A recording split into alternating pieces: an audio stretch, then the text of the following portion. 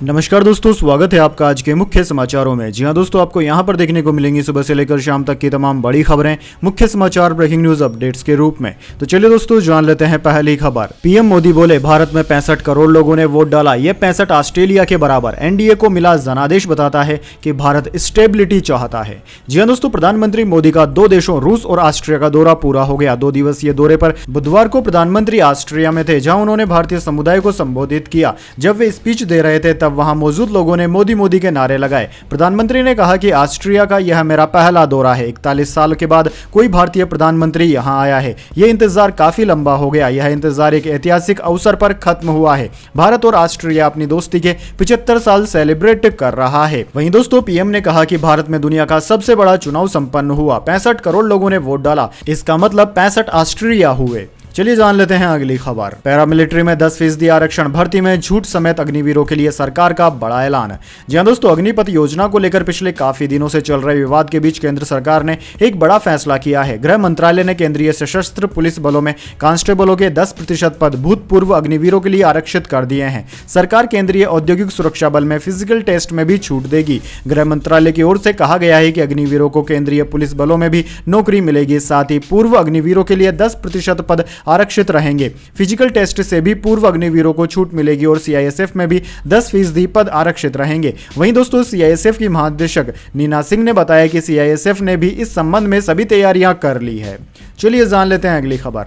Spice jet के crew member ने ASI को थप्पड़ मारा, जयपुर एयरपोर्ट पर जांच के लिए कहा तो भड़की। एयरलाइंस का बयान, ड्यूटी के बाद घर मिलने बुलाया। जी हां दोस्तों, जयपुर एयरपोर्ट पर स्पाइस जेट के क्रू मेंबर ने केंद्रीय औद्योगिक सुरक्षा बल सीआईएसएफ के एएसआई को थप्पड़ मार दिया। क्रू मेंबर सुबह 4 बजे एयरपोर्ट पहुंची थी। इस दौरान उसने बिना जांच के अंदर घुसने की कोशिश की थी। इस पर एएसआई ने उसे रोका और स्क्रीनिंग कराने के लिए कहा। क्रू मेंबर ने महिला स्टाफ नहीं होने का हवाला देकर मना कर दिया। एएसआई ने महिला स्टाफ बुलाने की बात कही तो वह भड़क गई और बहस करने लगी। महिला स्टाफ पहुंचती इससे पहले ही उसने एएसआई को थप्पड़ मार दिया। इधर इस मामले में स्पाइस जेट का भी बयान आया है। स्पाइस जेट ने कहा है कि सीआईएसएफ जवान ने फीमेल स्टाफ के साथ अभद्र भाषा का इस्तेमाल किया और ड्यूटी के बाद उसके घर पर मिलने आने के लिए कहा था। चलिए दोस्तों, जान लेते हैं अगली खबर। सऊदी एयरलाइंस के प्लेन में आग लगी, पाकिस्तान के पेशावर में इमरजेंसी लैंडिंग, 10 घायल, आपातकालीन दरवाजे से निकाले गए लोग। जी हां दोस्तों, सऊदी एयरलाइंस की फ्लाइट में पाकिस्तान के पेशावर एयरपोर्ट पर गुरुवार को आग लग गई। इसमें 10 लोग जख्मी हो गए। हादसा तब हुआ जब विमान लैंडिंग कर रहा था। यात्रियों और केबिन क्रू के सभी सदस्यों को इमरजेंसी गेट से सुरक्षित बाहर निकाल लिया गया। फ्लाइट रियाद से पेशावर आई थी। रिपोर्ट के मुताबिक लैंडिंग गियर में कुछ खराबी के चलते यह हादसा हुआ। हालांकि अब तक कोई आधिकारिक जानकारी सामने नहीं आई है। चलिए जान लेते हैं इसके बाद अगली खबर। संयुक्त किसान मोर्चा का ऐलान, लंबित मांगों को लेकर फिर से शुरू करेंगे आंदोलन, सरकार की बढ़ेगी सिरदर्दी। जी हां दोस्तों, संयुक्त किसान मोर्चा ने लंबित मांगों को लेकर फिर से आंदोलन शुरू करने का ऐलान किया है। संयुक्त किसान मोर्चा ने आज कहा कि न्यूनतम समर्थन मूल्य की कानूनी गारंटी, कृषि ऋण माफी और अन्य मुद्दों पर लंबित मांगों को लेकर हम आंदोलन फिर से शुरू करेंगे। संयुक्त किसान मोर्चा ने कहा कि वह 16, 17 और 18 जुलाई को प्रधानमंत्री, नेता प्रतिपक्ष और सांसदों को मांग पत्र सौंपेंगे। किसान संगठनों ने अपनी मांग को लेकर एक बार फिर सरकार से टक्कर लेने का फैसला कर लिया है। चलिए दोस्तों, जान लेते हैं अगली खबर। ईसाई सांसद ने गीता पर हाथ रखकर शपथ ली। ब्रिटेन के बॉब ब्लैकमैन मोदी के समर्थक 2020 में पद्मश्री से सम्मानित हो चुके हैं। जी हां दोस्तों, ब्रिटेन की संसद में बुधवार को भारतीय मूल की सांसद शिवानी राजा और ईसाई सांसद बॉब ब्लैकमैन ने भगवत गीता पर हाथ रखकर सांसदी की शपथ ली। दोनों ऋषि सुनक की कंजर्वेटिव पार्टी से चुनाव जीते हैं। शिवानी लिस्टर ईस्ट सीट से जीत दर्ज की है। शिवानी ने लंदन के पूर्व डिप्टी मेयर राजेश अग्रवाल को 4000 से ज्यादा वोटों से हराया। वहीं बॉब ब्लैकमैन 2010 से सांसद हैरो ईस्ट से सांसद हैं। चलिए दोस्तों, जान लेते हैं अगली खबर। चैंपियंस ट्रॉफी, भारत के पाकिस्तान जाने के आसार नहीं। बीसीसीआई दुबई या श्रीलंका में मैच कराने के लिए आईसीसी से अपील कर सकता है। जी हां दोस्तों, फरवरी 2025 में होने वाली चैंपियंस ट्रॉफी खेलने के लिए भारत की टीम पाकिस्तान नहीं जाएगी। बीसीसीआई भारत के मैच पाकिस्तान की जगह दुबई में या फिर श्रीलंका में कराने के लिए आईसीसी से कहेगा। न्यूज एजेंसी एएनआई ने बीसीसीआई के सूत्रों के हवाले से यह खबर दी है। अभी बीसीसीआई ने इस पर ऑफिशियल स्टेटमेंट नहीं दिया है। दोस्तों, पिछले साल पाकिस्तान में हुई एशिया कप सीरीज में खेलने भी भारत नहीं गया था। भारत के मैच तब श्रीलंका में कराए गए थे। वैसे दोस्तों, कमेंट करके बताइए, क्या भारत को पाकिस्तान में जाकर खेलना चाहिए या फिर नहीं। चलिए जान लेते हैं अगली खबर। आईएएस पूजा खेड़कर के मामले की जांच के लिए केंद्र ने बनाई कमेटी, 2 हफ्ते में देगी report.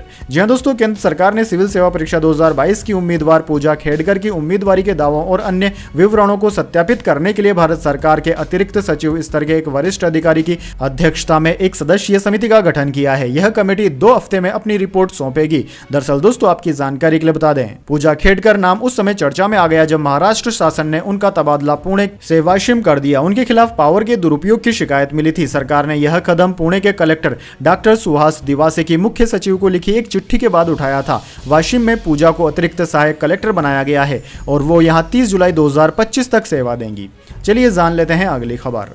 Mumbai hit and run के आरोपी ने गलत आईडी दिखाकर शराब पी, उम्र 24 की जगह 27 साल बताई। घटना के बाद हुलिया बदलकर पहचान छिपाई। जी हां दोस्तों, मुंबई के Worli hit and run case में हर दिन नए खुलासे हो रहे हैं। जुहू के जिस पब में शिवसेना के नेता राजेश शाह के बेटे मिहिर शाह ने एक्सीडेंट से पहले शराब पी थी, उसका दावा है कि वह गलत आईडी दिखाकर शराब पीने आया था। सूत्रों के अनुसार पब मैनेजमेंट ने आरोप लगाया है कि मिहिर शाह ने उन्हें जो पहचान पत्र दिखाया था जिसमें उनकी उम्र 27 साल थी। चलिए दोस्तों, जान लेते हैं अगली खबर। सेक्स स्कैंडल, सुप्रीम कोर्ट की कर्नाटक सरकार को फटकार। कहा, मामले के राजनीतिकरण की बजाय सबूतों पर जोर दे। भवानी रेवन्ना से भी जवाब मांगा। जी हां दोस्तों, सुप्रीम कोर्ट ने बुधवार को पूर्व सांसद प्रोज्वल रेवन्ना से जुड़े सेक्स स्कैंडल मामले में कर्नाटक सरकार को चेतावनी दी। कोर्ट ने कहा कि राज्य सरकार आपराधिक मामले की जांच का राजनीतिकरण न करें। सुप्रीम कोर्ट ने यह बात प्रोज्वल की मां भवानी रेवन्ना को कर्नाटक हाईकोर्ट से मिली अग्रिम जमानत के खिलाफ विशेष जांच दल SIT की तरफ से दायर याचिका पर सुनवाई के दौरान कही। भवानी पर यौन उत्पीड़न की शिकार एक महिला की किडनैपिंग का मामला भी दर्ज किया गया है। चलिए जान लेते हैं अगली खबर। विश्व जनसंख्या दिवस पर CM का समुदाय विशेष पर तंज। कहा, एक श्रेणी के लोगों में कोई अंतर नहीं आ रहा, जनसंख्या बढ़ने पर भी सुधार नहीं हो रहा है। जी हां दोस्तों, विश्व जनसंख्या दिवस पर CM भजनलाल शर्मा ने समुदाय विशेष पर तंज कसा। उन्होंने कहा कि जनसंख्या को नियंत्रित करने के लिए अभियान चलाए जा रहे हैं, इसमें सभी का साथ होना चाहिए, लेकिन एक श्रेणी है उसमें कोई अंतर नहीं आ रहा है। CM भजनलाल शर्मा गुरुवार को विश्व जनसंख्या दिवस के अवसर पर राजस्थान इंटरनेशनल सेंटर में आयोजित राज्य स्तरीय कार्यक्रम को संबोधित कर रहे थे। चलिए दोस्तों, जान लेते हैं इसके बाद अगली बड़ी खबर। ईडी बोली, केजरीवाल शराब नीति केस के सरगना, स्कैम का पैसा आम आदमी पार्टी पर खर्च हुआ। 208 पेज की 7वीं सप्लीमेंट्री चार्जशीट पेश की। जी हां दोस्तों, शराब नीति केस में ईडी ने मंगलवार को दिल्ली के रावत एवेन्यू कोर्ट में 7वीं सप्लीमेंट्री चार्जशीट पेश की। 208 पेज की इस चार्जशीट में दिल्ली के CM अरविंद केजरीवाल को केस का सरगना और साजिशकर्ता बताया गया है। चार्जशीट में कहा गया है कि स्कैम से मिला पैसा आम आदमी पार्टी पर खर्च हुआ। ईडी ने अपनी चार्जशीट में कहा कि केजरीवाल ने 2022 में हुए चुनाव में आम आदमी पार्टी के चुनाव अभियान में यह पैसा खर्च किया। दावा किया गया है कि केजरीवाल ने शराब बेचने के कॉन्ट्रैक्ट के लिए साउथ ग्रुप के सदस्यों से 100 करोड़ रुपए की रिश्वत मांगी थी, जिसमें से 45 करोड़ रुपए गोवा चुनाव पर खर्च किए गए थे। चलिए दोस्तों, जान लेते हैं अगली खबर। सिसोदिया की याचिका पर सुनवाई से जस्टिस संजय कुमार हटे, निजी कारणों का हवाला दिया। सुप्रीम कोर्ट की नई बेंच अब 15 जुलाई को सुनवाई करेगी। जी हां दोस्तों, सुप्रीम कोर्ट के जस्टिस संजीव कुमार ने गुरुवार को आम आदमी पार्टी नेता और पूर्व डिप्टी CM मनीष सिसोदिया की जमानत की पुनर्विचार याचिका पर सुनवाई से खुद को अलग कर लिया है। दिल्ली शराब नीति मामले में सिसोदिया की याचिका पर आज सुनवाई होनी थी। जस्टिस संजीव खन्ना, जस्टिस संजय करोल और जस्टिस संजय कुमार की बेंच सुनवाई करने वाली थी। हालांकि जैसे ही मामला सुनवाई के लिए रखा गया, जस्टिस खन्ना ने कहा कि हमारे भाई को कुछ दिक्कत है, वह निजी कारणों के चलते इस मामले की सुनवाई नहीं करना चाहते हैं। चलिए दोस्तों, जान लेते हैं अगली खबर। 7 करोड़ PF मेंबर्स के लिए खुशखबरी, 8.25% मिलेगा ब्याज, वित्त मंत्रालय ने दे दी मंजूरी। जी हां दोस्तों, 7 करोड़ PF खाता धारकों के लिए खुशखबरी आई है। दरअसल दोस्तों, वित्त मंत्रालय ने 8.25% के ब्याज को मंजूरी दे दी है। इससे पहले फरवरी में PF संबंधी फैसले लेने वाली समिति सेंट्रल बोर्ड ऑफ ट्रस्टीज ने 8.25% की ब्याज दर का ऐलान कर दिया था। अब मंत्रालय ने इस पर अपनी मोहर भी लगा दी है, यानी कि दोस्तों डेट और इक्विटी में निवेश से हुई कमाई के आधार पर EPFO ब्याज दरों की समीक्षा करता है। हर वित्त वर्ष की अंतिम तिमाही CBT ब्याज दरों की सिफारिश करता है। यह ब्याज दर लगभग तय होती है, जिसे केंद्र के पास मंजूरी के लिए भेजा जाता है। यानी कि दोस्तों, यह बात साफ है कि अगर आप FD में आप 7% के रिटर्न से खुश नहीं है तो आप PF खाते में अपना पैसा डालकर 8.25% का रिटर्न ले सकते हैं। वैसे दोस्तों, कमेंट करके बताइए, क्या आपने भी आपके PF खाते में कभी पैसा जमा करवाया है? अगर नहीं तो कमेंट में जरूर बताएं। आने वाले वीडियोस में हम आपको इसके बारे में जानकारी जरूर देंगे। चलिए दोस्तों, जान लेते हैं अगली खबर। शीना बोरा हत्याकांड, गायब हड्डियां CBI ऑफिस में मिली। जांच एजेंसी ने कहा अब इन्हें सबूत के तौर पर पेश नहीं करेंगे। जी हां दोस्तों, शीना बोरा हत्याकांड को लेकर 10 जुलाई को मुंबई की सेंट्रल कोर्ट में सुनवाई हुई। इस दौरान सीबीआई ने कोर्ट में बताया कि अप्रैल में गायब हुई हड्डियां सीबीआई के दिल्ली वाले ऑफिस के मालखाने में मिल गई है। यह खुलासा उस दिन हुआ जब कोर्ट को मिले एक ईमेल में आरोप लगाया गया था कि सिन्हा की हड्डियां गायब नहीं हुई, बल्कि वे एक फॉरेंसिक एक्सपर्ट्स के पास है जिसने उनकी जांच की थी और जो गवाह के तौर पर अदालत के सामने गवाही दे रहा था। चलिए दोस्तों, जान लेते हैं इसके बाद अगली बड़ी खबर। तलाक की अफवाहों के बीच नताशा की नई पोस्ट बोली। तलाक की अफवाहों के बीच नताशा की नई पोस्ट बोली। लोग नहीं जानते कि क्या परिस्थितियां रही और क्या वजह रही, वो बस जजमेंटल हो जाते हैं। जी हाँ दोस्तों, एक्ट्रेस और मॉडल नताशा स्टोनविच इस दिनों अपनी पर्सनल लाइफ के चलते सुर्खियों में है। क्रिकेटर हार्दिक पांड्या के साथ उनकी शादीशुदा लाइफ को लेकर लगातार अफवाहों का बाजार गर्म है। दोस्तों, कहा जा रहा है कि दोनों का रिश्ता तलाक की ओर बढ़ चुका है। हालांकि अब तक हार्दिक और नताशा दोनों ने इस पर कोई रिएक्शन नहीं दिया है, लेकिन नताशा इन दिनों सोशल मीडिया पर क्रिप्टिक पोस्ट शेयर कर रही है। नताशा ने इंस्टाग्राम पर एक नया वीडियो शेयर किया जिसमें वो कम जजमेंटल होने और दूसरों के प्रति सहानुभूति रखने के बारे में बात कर रही है। चलिए दोस्तों, जान लेते हैं इसके बाद अगली बड़ी खबर।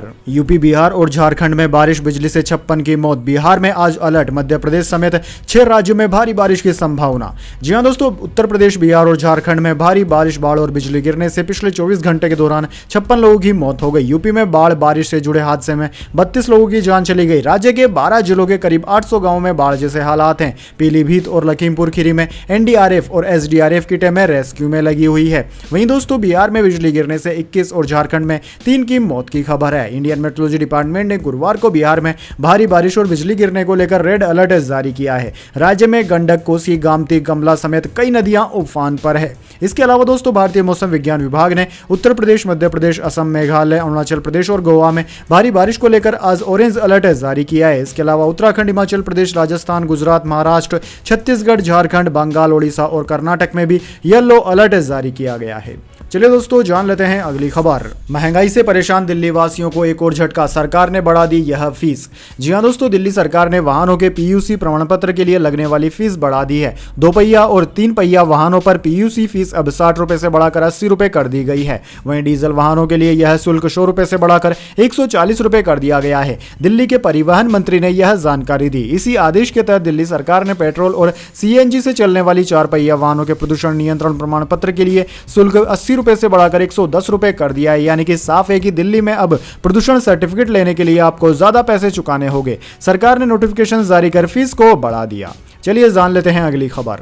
सेंसेक्स 27 अंक की गिरावट के साथ 89,897 पर बंद। निफ्टी भी 8 अंक गिरा। ओएनजीसी का शेयर टॉप गेनर रहा। जी हां दोस्तों, शेयर बाजार में 11 जुलाई को फ्लैट कारोबार देखने को मिला। सेंसेक्स 27 अंक की गिरावट के साथ 89,897 के स्तर पर बंद हुआ। वहीं निफ्टी में भी 8 अंकों की गिरावट रही। यह 24,315 के स्तर पर बंद हुआ। दोस्तों, सेंसेक्स के 30 शेयरों में से 16 में तेजी और 14 में गिरावट देखने को मिली। बात करें निफ्टी 50 के टॉप गेनर और टॉप लूजर स्टॉक्स की, तो दोस्तों आज के मार्केट में निफ्टी 50 के टॉप गेनर्स में ओएनजीसी, कोल इंडिया और बीपीसीएल रहे, जबकि निफ्टी 50 के टॉप लूजर्स में टाटा कंज्यूमर, बजाज फाइनेंस और डीवीएस लैब रहे। चलिए दोस्तों, जान लेते हैं अगली खबर। आज सोने चांदी के दाम में तेजी, 73,000 रुपए के करीब पहुंचा सोना। चांदी 92,000 रुपए प्रति किलोग्राम के पार निकली। जी हां दोस्तों, सोने चांदी की कीमतों में 11 जुलाई को तेजी आई। Indian bullion and jewellers association की वेबसाइट के मुताबिक 10 ग्राम 24 कैरेट सोना 135 रुपए बढ़कर 72,751 रुपए पर पहुंच गया। इसके एक दिन पहले दाम 72,616 रुपए प्रति 10 ग्राम थे। वहीं दोस्तों, 1 किलो चांदी 358 रुपए बढ़कर 92,205 रुपए प्रति किलोग्राम पर बिक रही है। इससे पहले चांदी 91,847 रुपए प्रति किलोग्राम पर थी। चलिए दोस्तों, जान लेते हैं अगली खबर। आंध्र प्रदेश में तीसरी कक्षा की छात्रा से सामूहिक दुष्कर्म और हत्या। आरोपी उसी के स्कूल के 6ठी 7वीं के छात्र। सबूत मिटाने के लिए नहर में फेंका शव। जी हां दोस्तों, आंध्र प्रदेश के नादियाल जिले में तीसरी कक्षा में पढ़ने वाली बच्ची से सामूहिक दुष्कर्म और मर्डर का मामला सामने आया है। पुलिस ने बच्ची के स्कूल के 3 नाबालिग छात्रों को आरोपी बनाया है। छात्रों ने सामूहिक दुष्कर्म के बाद बच्ची की हत्या कर दी थी। सबूत मिटाने के लिए शव को नहर में भी फेंक दिया था। अभी शव बरामद नहीं हुआ है। वहीं दोस्तों, बच्ची की उम्र 8 साल थी। इसके अलावा आरोपी 2 लड़कों की उम्र 12 साल है। दोनों 6ठी कक्षा में पढ़ते थे। तीसरे आरोपी की उम्र 13 साल है। वह 7वीं कक्षा में पढ़ता था। चलिए दोस्तों, जान लेते हैं अगली खबर। श्रीलंका दौरे के लिए जारी हुआ टीम इंडिया का शेड्यूल। गंभीर का होगा पहला असाइनमेंट। जी हां दोस्तों, श्रीलंका क्रिकेट ने भारत के खिलाफ आगामी T20 और वनडे मैच की सीरीज के कार्यक्रम का ऐलान कर दिया। T20 वर्ल्ड कप के बाद टीम इंडिया का यह पहला दौरा है। फिलहाल टीम इंडिया जिम्बाब्वे दौरे पर है। 26 जुलाई से 7 अगस्त के बीच होने वाले इस बायलैटरल सीरीज में टीम इंडिया नए कोच गौतम गौतम गंभीर के नेतृत्व में उतरेगी। पहले 3 मैच की टी20 सीरीज खेली जाएगी। सभी तीनों टी20 मुकाबले पहले किले में खेले जाएंगे। 3 मैच की वनडे सीरीज की शुरुआत 1 अगस्त से होगी। वनडे सीरीज कोलंबो में खेली जाएगी। इतना ही नहीं, यह सीरीज सीनियर खिलाड़ियों की अनुपस्थिति में होगी। विराट कोहली, रोहित शर्मा और जसप्रीत बुमराह टी20 वर्ल्ड कप के बाद आराम कर रहे हैं। चलिए दोस्तों, जान लेते हैं अगली खबर। नीट पर सुनवाई अब 18 जुलाई को। सुप्रीम कोर्ट ने तारीख बढ़ाई ताकि केंद्र और एनटीए के हलफनामे पर याचिकाकर्ता पक्ष रख सकें। जी हां दोस्तों, नीट मामले में गड़बड़ी को लेकर 38 याचिकाओं पर अगली सुनवाई अब 18 जुलाई को होगी। कोर्ट ने केंद्र सरकार को एनटीए के हलफनामे पर याचिकाकर्ताओं को जवाब देने के लिए समय दिया है। चीफ जस्टिस की बेंच ने कहा कि कोर्ट के 8 जुलाई के निर्देश के जवाब में केंद्र और एनटीए ने अपने हलफनामे दायर कर दिए हैं। हालांकि बेंच ने यह पाया है कि कुछ याचिकाकर्ताओं को अभी तक केंद्र और एनटीए के हलफनामे नहीं मिल पाए हैं। मामले की अगली सुनवाई 18 जुलाई को ही की जाएगी। चलिए दोस्तों, जान लेते हैं अगली खबर। शाहीन शाह अफरीदी पर कोच गैरी से बदसलूकी का आरोप। वर्ल्ड कप और आयरलैंड टूर का मामला। टीम स्टाफ ने पीसीबी से शिकायत की, जांच होगी। जी हां दोस्तों, पाकिस्तान क्रिकेट टीम के पेसर शाहीन शाह अफरीदी पर हेड कोच गैरी कस्टन और टीम स्टाफ से बदसलूकी का आरोप लगाया है। पाकिस्तान मीडिया ने सूत्रों के हवाले से यह दावा किया है। रिपोर्ट्स के मुताबिक वर्ल्ड कप और आयरलैंड टूर के दौरान शाहीन ने गैरी, सहायक कोच अजहर महमूद और टीम स्टाफ से बदसलूकी की। कोच और टीम स्टाफ ने पाकिस्तान क्रिकेट बोर्ड से शिकायत भी की है। अब इस बात की जांच की जा रही है कि घटना के दौरान टीम मैनेजमेंट ने शाहीन पर एक्शन क्यों नहीं लिया। चलिए जान लेते हैं अगली खबर। दिल्ली के बवाना में लापरवाही की बाढ़। 14 दिन से मुनक नहर के पानी का रिसाव, अब डूबा पूरा इलाका। जी हां दोस्तों, न बादल गरजे न बारिश हुई, फिर भी ऐसा हुआ कि जल संकट से जूझ रही दिल्ली की एक कॉलोनी जलमग्न हो गई। बाहरी दिल्ली के बवाना के जे कॉलोनी में आधी रात को पानी भरने लगा। सड़कें भर गई, गलियों में कमर तक पानी लग गया और लोगों के घरों की दहलीज पार कर अंदर भी चला गया। लोग गहरी नींद में सो रहे थे और पानी उनके घरों की ओर बढ़ रहा था। जब नींद खुली तो घर के बाहर बाढ़ जैसे हालात बन गए। दोस्तों, ऐसा कैसे हुआ? इस सवाल के जवाब में एक वीडियो सामने आया है। यह एक शिकायती वीडियो है जिसमें दावा किया जा रहा है कि मुनक नहर से जल का रिसाव पहले से हो रहा था, जिस पर आपत्ति दर्ज कराई गई थी, लेकिन इस पर संज्ञान नहीं लिया गया। अगर समय से पहले इस पर ध्यान दिया गया होता तो बुधवार की रात मुनक शहर का बांध इस तरह न टूटता और न ही दिल्ली की जे कॉलोनी की गलियां डूब जाती। चलिए दोस्तों, जान लेते हैं अगली खबर। उन्नाव हादसा। बस का न फिटनेस सर्टिफिकेट था न इंश्योरेंस। ड्राइवर दिल्ली पहुंचने की जल्दबाजी में ट्रकों से लगा रहा था रेस।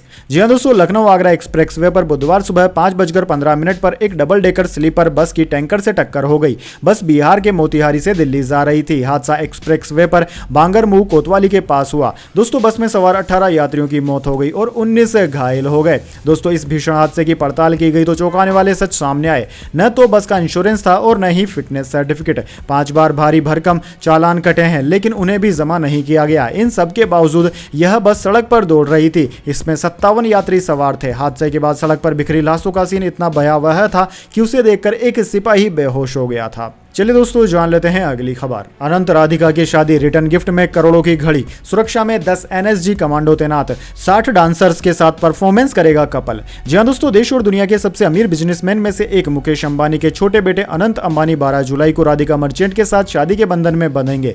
3 दिनों तक चलने वाली इस शादी के सभी फंक्शन मुंबई के जियो वर्ल्ड सेंटर में होंगे। इस शादी में देश विदेश के कई वीवीआईपी मेहमान शामिल होंगे। सूत्रों की माने तो शादी में शामिल होने के लिए देश के हर राज्य के मुख्यमंत्री को न्योता भेजा गया है। चलिए दोस्तों, जान लेते हैं अगली खबर। पाकिस्तानी राष्ट्रपति बोले नवाज की पार्टी सरकार चलाने में नाकाम। पार्टी के नेताओं से मुलाकात में कहा, हम सरकार बना और गिरा सकते हैं। जी हां दोस्तों, पाकिस्तान के राष्ट्रपति आसिफ अली जरदारी ने नवाज शरीफ की पार्टी को सरकार चलाने में नाकाम बताया है। पाकिस्तान के मीडिया हाउस आरए न्यूज के मुताबिक बुधवार को पंजाब से पाकिस्तान पीपल्स पार्टी के नेताओं ने लाहौर में राष्ट्रपति से मुलाकात की। इस मुलाकात में नेताओं ने राष्ट्रपति से केंद्र और राज्य सरकार को लेकर नाराजगी जाहिर की है। इसके बाद राष्ट्रपति जरदारी ने सरकार के खिलाफ नाराजगी जाहिर की। चलिए दोस्तों, जान लेते हैं अगली खबर। टीचर को कैंडी क्रश खेलते डीएम ने पकड़ा। संभल में अचानक स्कूल पहुंचे, मोबाइल चेक किया तो हैरान रह गए, तुरंत कर दिया सस्पेंड। जी हां दोस्तों, संभल डीएम ने प्राइमरी स्कूल के टीचर को स्कूल में कैंडी क्रश गेम खेलते पकड़ लिया। मोबाइल की हिस्ट्री चेक की तो हैरान रह गए। मास्टर साहब करीब 3 घंटे से मोबाइल में व्यस्त थे। करीब 1.5 घंटे से तो गेम ही खेल रहे थे। इस दौरान यूट्यूब, फेसबुक और इंस्टाग्राम भी चलाया गया। डीएम डॉक्टर राजेंद्र पैसिया ने टीचर प्रियम गोयल को जमकर फटकार लगाई। फिर बच्चों की कॉपियां चेक की। एक पेज में 30 गलतियां मिली। यह देखकर डीएम नाराज हो गए। उन्होंने प्रियम गोयल को सस्पेंड करने के आदेश दे दिए। मामला गांव शरीफपुर के प्राइमरी स्कूल का था। वैसे दोस्तों इस तरह के टीचरों के साथ इस तरह का व्यवहार किया जाना चाहिए या फिर और भी कड़ी सजा दी जानी चाहिए? कमेंट बॉक्स में आप अपनी राय जरूर लिखिए। तो दोस्तों यह थी अभी तक की तमाम बड़ी खबरें। इसके बाद दोस्तों बारी आती है आज के माइंड क्यूज क्वेश्चन की। जी हाँ दोस्तों, एक आसान से सवाल का जवाब देकर आप जीत सकते हैं एक सरप्राइज गिफ्ट हमारे यूट्यूब चैनल की ओर से। तो दोस्तों आज का सवाल आपकी स्क्रीन पर आ चुका है। भारत के अंतिम मुगल शासक का नाम क्या था? जी हाँ दोस्तों, अगर आप जानते हैं भारत के अंतिम मुगल शासक का नाम क्या था तो जल्दी से उनका नाम कमेंट बॉक्स में लिख दीजिए। अगर दोस्तों आपका जवाब होता है एकदम सही और आप चुन जाते हैं लकी विजेता के रूप में तो आपको मिल सकता है एक सरप्राइज गिफ्ट हमारे यूट्यूब चैनल की ओर से। तो दोस्तों जल्दी से अपना उत्तर कमेंट बॉक्स में लिख दीजिए, वीडियो को लाइक कर लीजिए, चैनल को सब्सक्राइब करके बेल आइकन भी दबा लीजिए। साथ ही दोस्तों वीडियो को अपने दोस्तों और मित्रों के साथ शेयर जरूर करें। धन्यवाद। वंदे मातरम। जय हिंद, जय भारत।